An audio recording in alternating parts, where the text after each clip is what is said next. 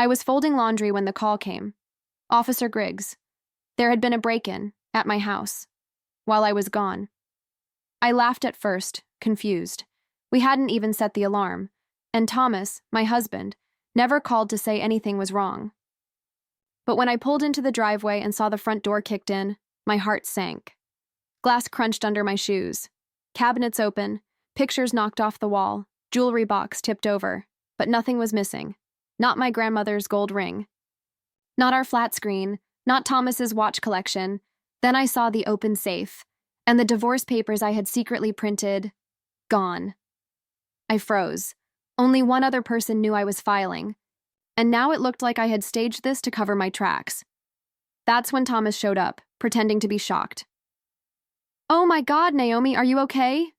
he gasped, eyes scanning me like he wasn't sure if I was playing my role right. He had never once sounded that concerned when I was sick, or sad, or scared. But now, in front of the cops, he looked like a grieving husband. It didn't feel real. And then I saw it, just for a second, a glint in his eye. That was the moment I knew he planned all of this, and he thought I was stupid enough to fall apart. But what he didn't know? I'd already planted the first seed of my own plan. I just hadn't told anyone yet. 2 days after the break-in, Thomas brought home flowers. Not for me. He placed the bouquet on the kitchen table. Roses, like always. And made sure the stems faced the window, like he wanted the world to think we were still in love. I stared at him from the hallway, arms crossed, heart racing. He acted like the break-in was some unfortunate mystery, said the cops had no leads, even comforted me like a husband should. But I saw through it now. He'd spent the last 6 years controlling the narrative of my life, what I wore, who I saw, what I could do. Always subtle, always framed as, for your own good. And I had swallowed it all. But not anymore. That morning, I visited a locksmith and had the hidden camera footage transferred to a second device, one he didn't know existed. I also made a quiet trip to my friend Lydia's law office and asked about pre-divorce strategy. That's when she told me something I'll never forget. "Naomi, if he staged that break-in, he's not just manipulative, he's dangerous." Those words echoed in my head as I made dinner that night. He sat across from me, smiling, cutting his steak like everything was normal. Like he didn't just try to destroy me legally and emotionally, but I smiled too, and that unnerved him. He asked, "You okay, babe?" I nodded slowly. "Yeah, just tired." He leaned back, analyzing me. "You've been different lately." I shrugged. "Maybe I'm just finally seeing things clearly." His grip on the fork tightened for a second and then relaxed. He didn't know it yet, but I'd started documenting everything. The receipts, the texts, the camera footage, and soon, the bank transfers. Because if he wanted to turn me into the villain, I was going to give him a villain worth remembering. The strange thing about being gaslit for years is that you stop trusting your own instincts. You second-guess your anger, you doubt your pain, you start to believe maybe you are overreacting, maybe you are forgetful, maybe you do need him more than he needs you. But when I watched the footage from the hidden camera that I had placed in the hallway months ago, more out of paranoia than purpose, I felt something snap back into place. Clarity. There he was, Thomas.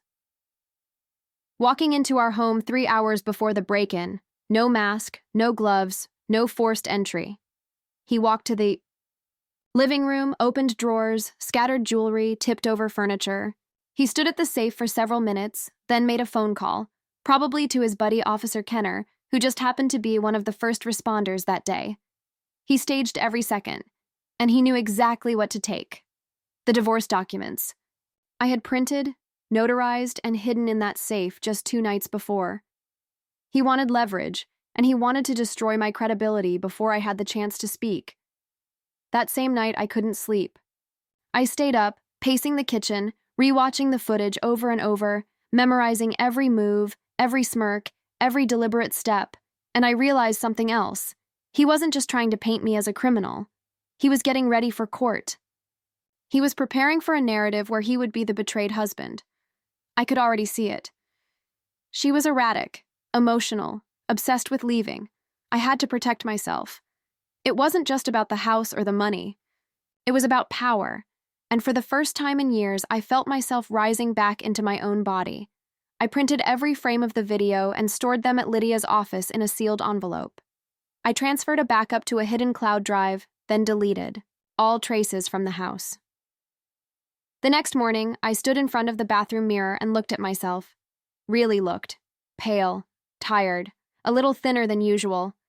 But behind my eyes, I saw it. Fire. Thomas came in behind me, wrapping his arms around my waist. "Morning," he said, kissing my cheek like nothing had happened. I didn't flinch. "Morning," I said calmly. "You sleep okay?" "Like a baby." Smiled at his reflection. "That's nice," I said, "because some of us are just now waking up." By the end of that week, I began laying the groundwork, not just for my exit, but for his collapse. It started small, unnoticeable. I began rerouting packages from our joint Amazon account to a separate P.O. box I had opened under my maiden name. I stopped using the shared grocery list app. I told him I was trying a new budgeting method when I unlinked my credit card from our shared bank account. Every move was calculated, every step part of a larger structure he couldn't see. Thomas, meanwhile, grew more performative than ever. He suddenly started making breakfast, calling me love again, and even suggesting a weekend trip to get away from the stress. I played along, but every time he poured me coffee or massaged my shoulders, all I could think about was that footage, his smirk as he staged our home like a crime scene.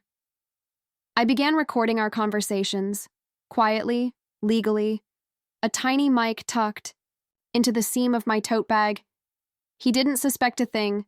Then came the night that changed everything. We were in bed.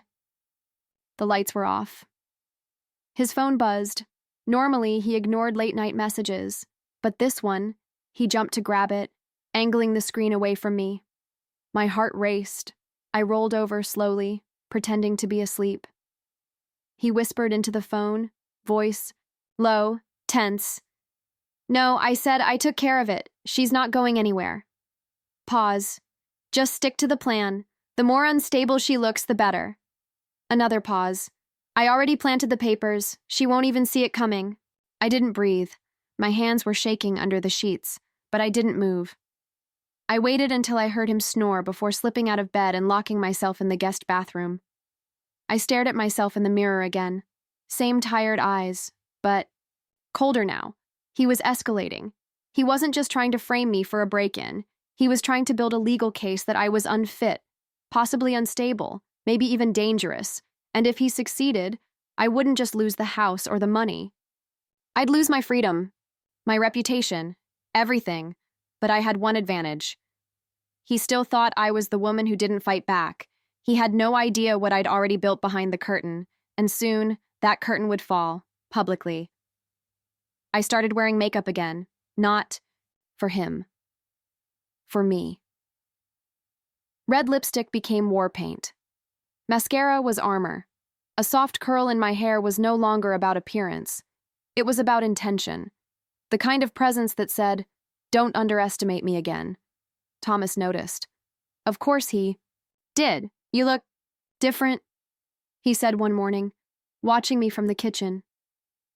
"Do I?" I replied, sipping coffee without breaking eye contact. He tried to smile. In a good way. But I could see the question forming behind his eyes. What is she planning? What I was planning was exposure. That afternoon, I walked into the local police department and requested a private meeting with Detective Ruiz, the only officer not connected to Thomas's old college friend, Officer Kenner. I handed her a sealed, manila envelope labeled confidential. Inside, the security footage showing Thomas entering our home before the break-in, a transcript of his late-night phone call, audio recordings of him referencing the plan, screenshots of bank activity he tried to hide, and a notarized timeline I had spent 3 nights perfecting. She didn't speak for a full 5 minutes. When she finally looked up, she said, "Naomi, you realize this is enough to trigger a full criminal investigation, right?" I nodded.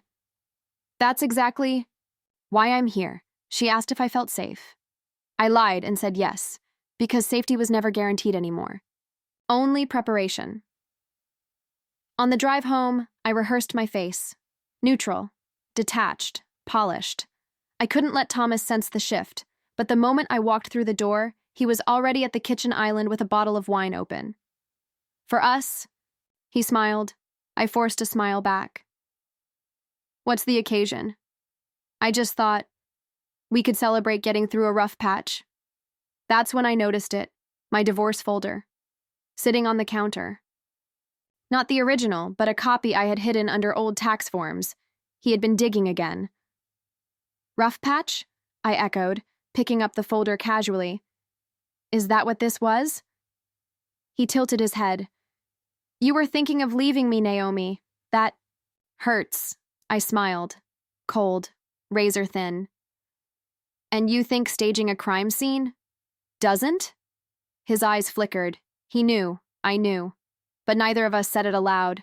Not yet, because the real performance hadn't started, and when the curtain rose, he wouldn't even know he was the only actor in a play written by someone. The invitation was handwritten, elegant, deceptively personal.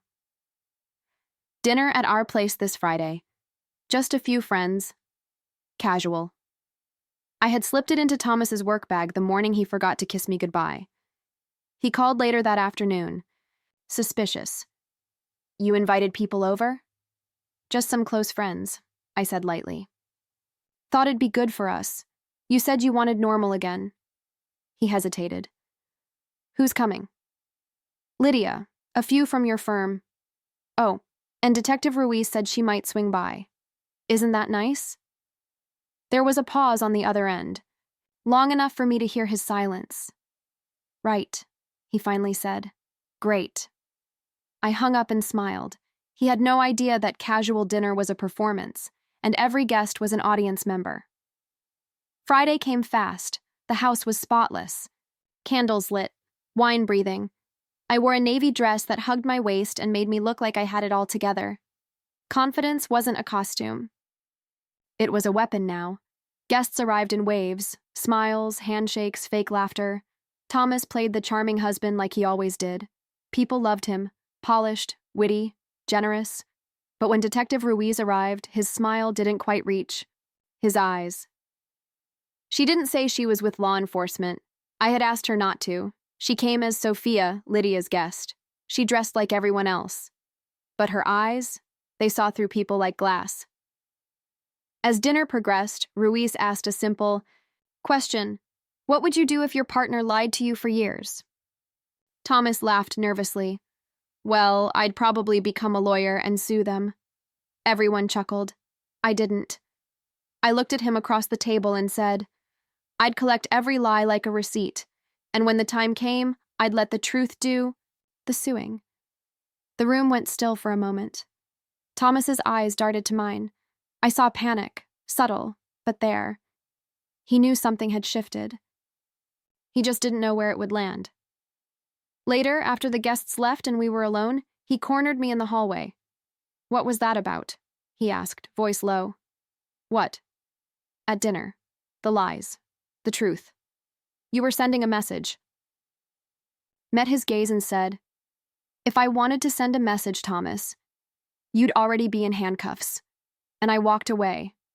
Because the message had been sent. Loud. Clear. And for the first time, he didn't know what was coming next. 3 days. After the dinner, Thomas began making mistakes. Not the obvious kind. Subtle ones. He left his laptop unlocked. He forgot to delete browser history, and he started locking his phone when he went to the bathroom, a habit he never had before. I waited until he left for work, then opened his laptop. Password? Still my birthday. Inside, a folder buried within legal documents labeled Drafts 22. I found emails, dozens of them, to a woman named Elise Vaughn, not a colleague, not just an affair. She was a paralegal at another firm, and apparently, the one feeding him fake intel to use against me. One draft email read, Elise, I need the revised timeline of her episodes. The more dramatic, the better. Police are watching. Naomi needs to look unhinged. You know what to do. I stared at the screen, mouth dry, hands still. This wasn't just about sabotage. It was a joint operation. They were fabricating a version of me that didn't exist. A Naomi who was volatile, unstable, paranoid, and worst of all, they were almost succeeding. I sent everything to a private investigator Lydia had recommended, a woman named Jordan Price, a former federal analyst with no patience for men like Thomas. Within hours, Jordan confirmed that Elise Vaughn had been previously accused of tampering with court affidavits in a custody case, but the charges were dropped quietly. She was dangerous, but not more than me. That night, I confronted Thomas without ever confronting him. I left a single printed page from one of the draft emails, just one on his pillow. No note. No explanation. When he came to bed and saw it, he froze. I watched him from the doorway. He didn't ask how I got it. He didn't ask what else I knew. He just said, "Naomi, this isn't what it looks like." And I smiled. "No," I said calmly. "It's worse." He didn't sleep that night, but I did, for the first time in months, because when someone builds a lie that complex, you don't fight it with anger, you let it collapse under the weight of its own design. The morning after I left the email on his pillow, Thomas didn't go to work.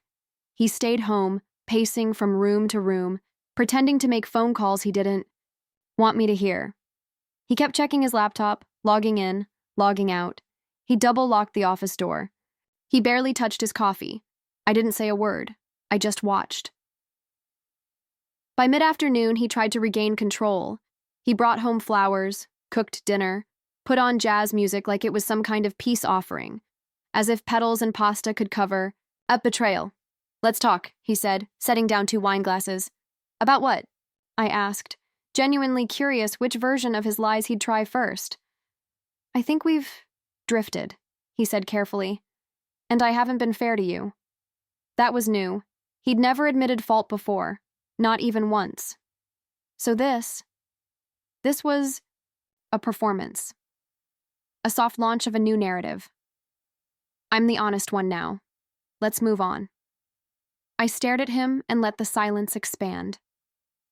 Then I said, "Thomas, do you remember what you told me on our first anniversary?" He blinked. Of course. No, I mean the exact words. At that overpriced restaurant, you said, "I'd never lie to you. Not because I'm noble, but because I'd hate to be on the wrong side of your memory." He looked down, smiled nervously. "That sounds like me." "It does," I said. "And you were right." Then I stood and left the table. That night, while he slept, I logged into our home's security system and rerouted every feed to a private server only I could access. I placed a small tracker in the spare key fob he kept hidden in the garage. I replaced his favorite bourbon with tea-colored water, just to see if he'd notice. He didn't. Thomas had always underestimated me. He thought power came from intimidation, manipulation, status. But real power? It comes from watching someone try to control you, and knowing they're too far behind to catch up. The next day, I met with Jordan Price again, this time with more than just emails. She had already started compiling a digital trail. Text messages, location data, Elise's, work history, but now we had enough to open a formal case with the State Bar Association. "This," she said, sliding a document toward me, "is the first domino. What happens when we tip it? His license goes under review. Her firm gets subpoenaed. And best case? They both burn." I nodded. "Tip it." And just like that, the clock started ticking. I didn't warn Thomas. I didn't change my tone. I smiled every morning, made him breakfast, even left cute notes on his steering wheel. He thought the storm had passed, but the sky was just clearing. So he could see the lightning coming. By the time Monday came, I wasn't just playing defense anymore. I was 3 steps ahead, everywhere. At 8:43 a.m., an anonymous ethics complaint landed in the inbox of the State Bar of California, complete with digital evidence, a timeline, and 2 sworn statements.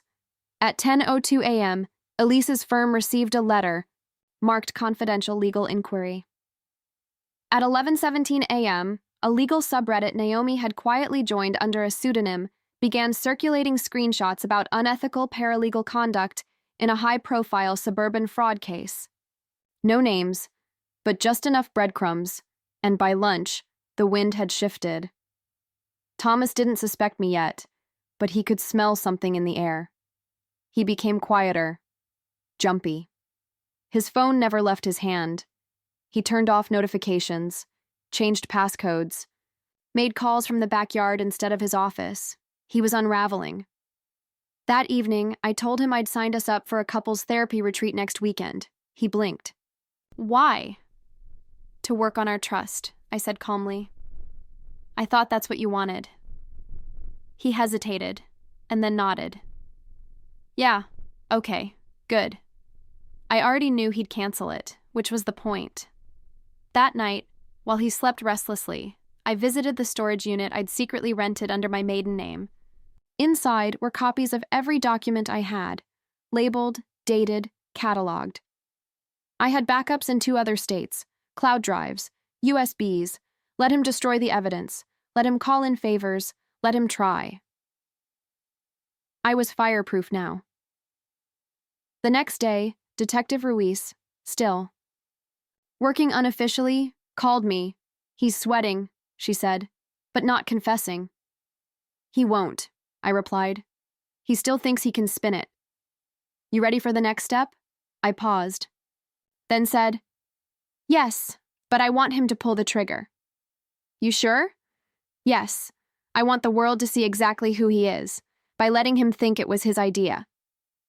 That night, I planted a seed. At dinner, I casually said, I've been thinking, maybe it's time we moved. Fresh start. Thomas looked up quickly. Moved? Yeah, maybe Florida, or somewhere warmer. I'm sure your connections could help. I saw it in his face. Opportunity. If I was leaving town, then now was his chance. To close the trap, to make his final move. I had just lit the match. Now I'd wait for him to set the fire. 2 days after I suggested we move, Thomas took me out to dinner. A nice place. Candlelit. Jazz in the background. He wore the watch I gave him on our 3rd anniversary, the same one he later pawned and secretly bought back. I noticed he was trying. Or so it seemed. Maybe you're right, he said over wine. A fresh start might be good for both of us. I nodded. We've been through a lot. He reached across the table and took my hand. For what it's worth, I want to fix this. Us. I looked him in the eye and said, then let's stop lying to each other. There was a pause, and then he said it. Soft, hesitant, manipulative. I think we should separate for a while. Just time. To think. To heal. There it was. The trap. He wanted me out of the house. Out of his way. So he could claim everything. The accounts, the house, the narrative. But I didn't blink. I agree, I said. He blinked instead. I already booked an Airbnb, I continued. You can stay here, clear your head. That wasn't his plan, but he couldn't protest without exposing it. The next morning, I left the house. I kissed him goodbye. He watched me drive away, probably smiling before I turned the corner. But what? He didn't know. The Airbnb was 5 minutes away, and the moment I parked, I opened the hidden security feed from the house. Every room, every mic, every camera. He waited 38 minutes before making the first call. Elise, she's gone. We're clear. Clear? I watched him walk into the office and open the secret drawer I'd left ajar on purpose. He took out the envelope I had planted there, a fake set of documents implying I had hidden assets, committed fraud, and was emotionally unstable. He took photos, he believed them, and he smiled. I saw it. He thought he won. But what he didn't realize was this. The call was recorded, the photos had metadata, and those fake documents, they were watermarked. With invisible ink, registered, traceable, evidence. He was documenting a lie that I had constructed just for him. And now, with his own fingerprints on every part of it, I had what I needed. Not just to expose him, but to ruin him. By Thursday, the seeds had bloomed into a forest of consequences. At 9:14 a.m., Thomas received an urgent email from the firm's compliance division. Subject: urgent, security review requested. At 9:29, Elise Vaughn's firm was served a preliminary ethics notice, citing irregular communications and evidence tampering in 3 unrelated cases. And at 10:02 a.m., Jordan Price, my investigator, called me from a blocked number. He just tried to submit the fake documents, she said. Claimed they were recovered from your private files. I smiled. Did they take the bait? They flagged every page. Metadata doesn't match your system. He's cooked. And just like that, the fire began to spread. At 11 a.m., I walked into the boardroom of my former firm. Uninvited, calm, a folder in my hand. The partners looked up, some surprised, some nervous. I know I don't work here anymore, I said, but you'll want to see this. Inside the folder, a signed statement from a forensic analyst, transcripts of phone calls between Thomas and Elise, screenshots of fabricated evidence, all tied to Thomas's IP, and most devastating of all, a timeline showing how Elise had sabotaged internal cases to manipulate my performance metrics. Right before the promotion decisions, gasps, silence. One partner, pale as paper, whispered, "Jesus Christ."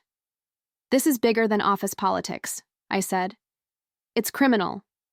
One of them stood. "Naomi, we had no idea." I nodded. "You didn't look." I left without waiting for an apology. That night, news started to spread on industry forums. A rising executive had fabricated evidence. A paralegal was under state review. And Naomi Bell? She had returned, not as a victim, but as a reckoning. Thomas called 3 times. I didn't answer. He left a voicemail at 2:17 a.m. "Naomi, please. This is all spiraling. We can talk. We can fix this. I made mistakes, but please don't. Throw everything away." I played it once, then forwarded it to Jordan. As she put it in the official case archive, she said, "Almost done. Just one final move left." I nodded. Let's finish it. 6 months later, I no longer avoided mirrors. I didn't flinch when someone asked, "What do you do?" I didn't lower my voice in boardrooms. I didn't wait for permission to speak. I was building something new, on my own terms. After the dust settled, I launched my own consulting practice. Not a law firm. A place where ethics weren't performative, where ambitious women didn't have to shrink to survive. My first clients were whistleblowers. Then came startup founders, journalists, nonprofit directors, women with stories, strategies, scars. They didn't want revenge. They wanted control. And I knew exactly how to help them take it. Thomas never went to jail. He didn't need to. By the time the bar revoked his license, the industry had already ghosted him. His name was no longer whispered with promise, only with warning. Last I heard, he was working remote contract jobs under a pseudonym. And Elise? She faded faster than... She rose, but I didn't watch their downfall like a scoreboard. I watched the women rising behind me, the ones who said, "Because of you, I didn't quit." The ones who said, "I spoke up because you did." The ones who said, "It happened to me too." One night I got an email, no subject line, just a single sentence. "I'm sorry, for everything. You didn't deserve it." I didn't reply. Not because I was bitter, because I was busy. Building, healing, living. Sometimes revenge doesn't look like fire and fury. Sometimes it looks like a woman who's simply unerasable.